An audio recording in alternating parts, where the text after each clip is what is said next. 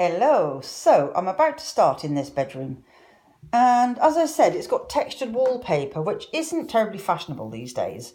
And to take it all off, including the backing paper, this bit, you've got to steam all of that and like scrape it all off. But underneath here, a lot of these walls have cork underneath, because the man that lived here before insulated the walls using cork.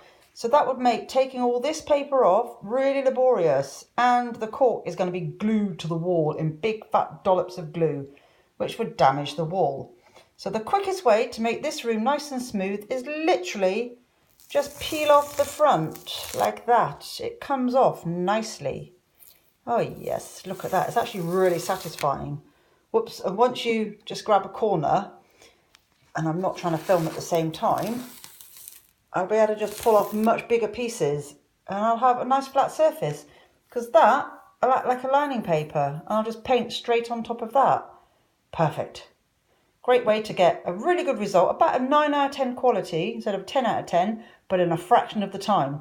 To take all of that off, all of that paper, including the backing paper and including the cork and making the wall good, that could probably be about 10 times the amount of labour time.